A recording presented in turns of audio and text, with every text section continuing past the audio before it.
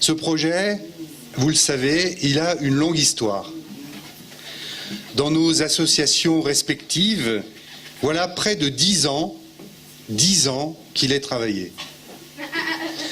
Que les familles sont mobilisées et attendent une réponse à leurs besoins. Ces besoins identifiés ont fait l'objet d'un diagnostic partagé avec le département et la région. Et ce foyer dont nous posons aujourd'hui la première pierre va s'adresser aux adultes avec autisme et autres troubles envahissants du développement, aux personnes polyhandicapées et aux personnes handicapées avançant en âge.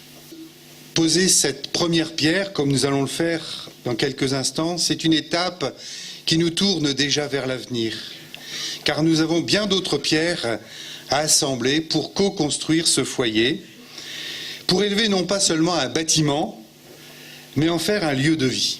Je voudrais sceller dans cette première pierre cette belle citation d'Antoine de Saint-Exupéry: pour ce qui est de l'avenir, il ne s'agit pas de le prévoir, mais de le rendre possible. C'est une belle journée et c'est une journée heureuse que celle de la pose de la première pierre d'un foyer d'accueil médicalisé de 54 places. Cette réalisation, ça a été souligné par le président, traduit un engagement fort des pouvoirs publics, de nos autorités de tarification, en l'occurrence le Conseil départemental de l'Aisne et l'Agence régionale de santé de Picardie, pour répondre aux besoins importants sur le territoire du sud de l'Aisne en place d'accueil médicalisé, donc pour des personnes adultes. Au regard des besoins de la population accueillie, et notamment de celle présentant des troubles autistiques, nous avons porté une attention spécifique et particulière à l'organisation des espaces de vie, aux circulations dans l'établissement, à l'acoustique, à l'éclairage.